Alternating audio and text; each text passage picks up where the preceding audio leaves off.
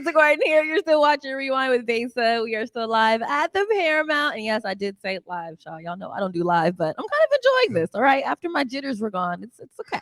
So right now we have my STG rep of the day. His name is George Northcroft. I just asked him to make sure I said that right in. You got it right. I was right. You got it right. I want to welcome George to the show. How are you doing? I'm doing great. I'm glad to be here. And welcome back Thank to you. the Paramount Theater.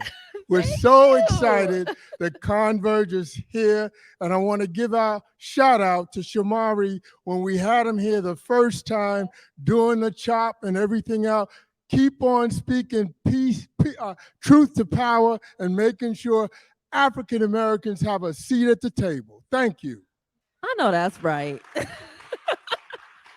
Because sometimes we have to give each other that seat at the table. Absolutely. Sometimes we have to build the table for each other if we already have the tools to do it. You know what I mean? Because not saying that it isn't always given to us, but it isn't always handed to us as easy. Speaking of that, you are a board member here at STG. Yes.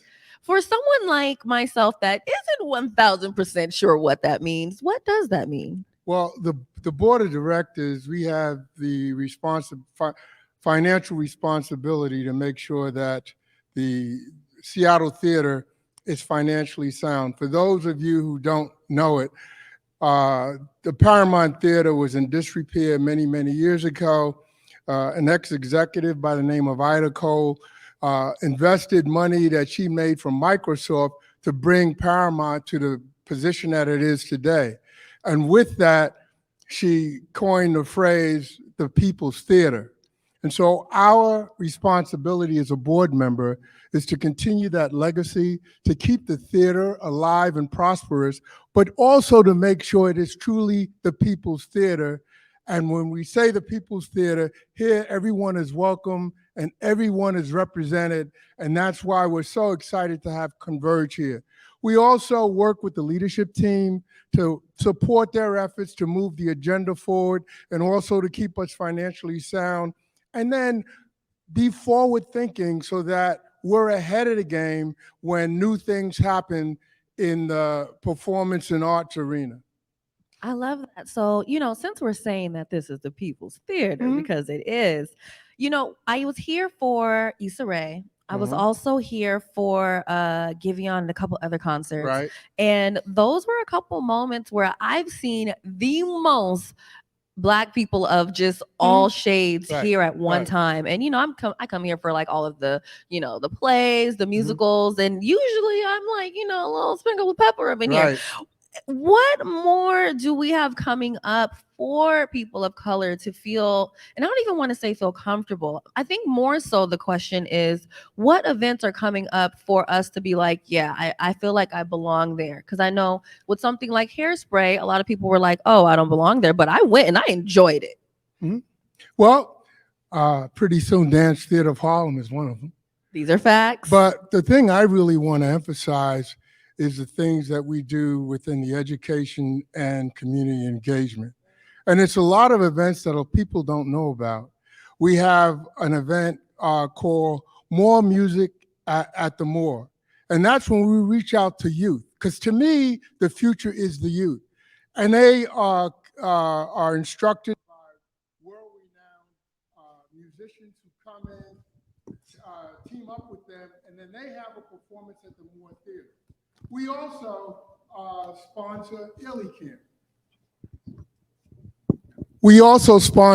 Illy Camp. We're in our 9th year with Illy Camp. There's only 10 of those events, 10 such Illy Camps throughout the United States. The purpose of that is to attract 11 to 14-year-olds, get them accustomed with the arts, have them do life affirmations. This all started through Alvin Ailey Camp and the Ailey Dance Theater. They come here every year, but those 11 to 14-year-olds go through a 6-week training program during the summer, and it's free. And we can have up to 90 such students. What they do is they learn all the arts. They learn dancing. They learn graphic arts. They learn how to play drums.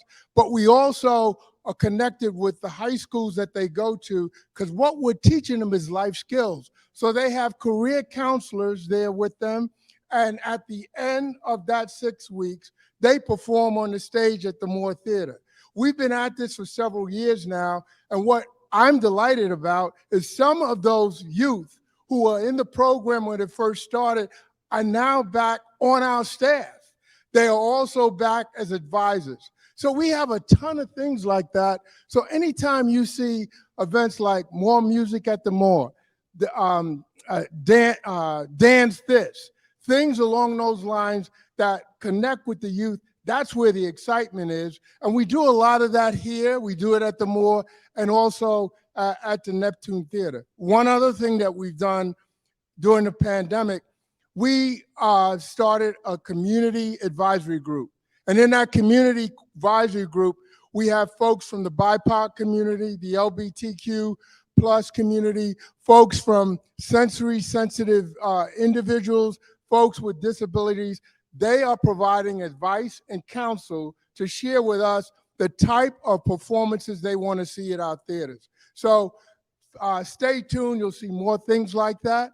And we also provide that insight to the Broadway plays that come here. I hope I've answered your question. No, you have. And here's the thing. I think it's kind of a lot like you said. A lot of times people just don't know. Right. So I'm very happy to have you on my show to be able to put that out there so people can know what's coming up and also what they can get their kids involved in. I think the biggest things that I've ever promoted for STG are things in terms of kids where parents are like, dang, I wish I knew about that sooner, or dang, I wish, or even kids are like, man, I wish I could have signed up for that. So I'm so happy that, we're talking about this now so that way we can get that out sooner than later.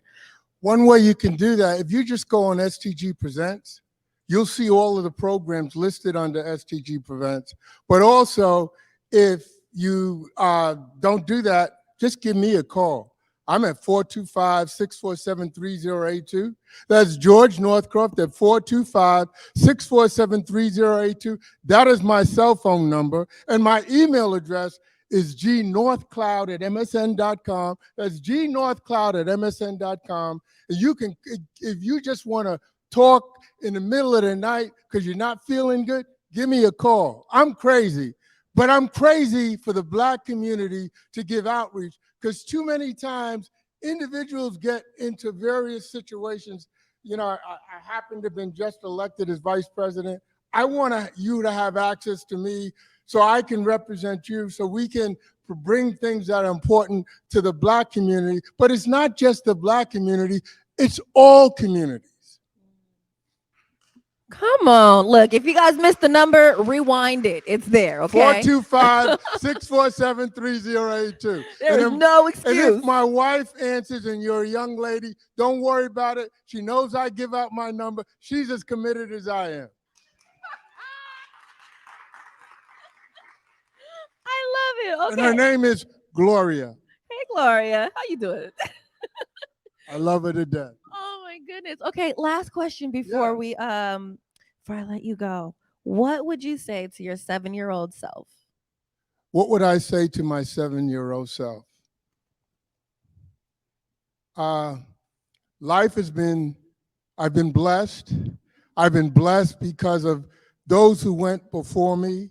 I've been blessed because of my parents and my grandmother, who made many, many sacrifices for me to be where I am. I'm blessed to have a 16-year-old grandson, a 12-year-old grandson, an 8-year-old grandson, a 51-year-old daughter, and a 47-year-old son.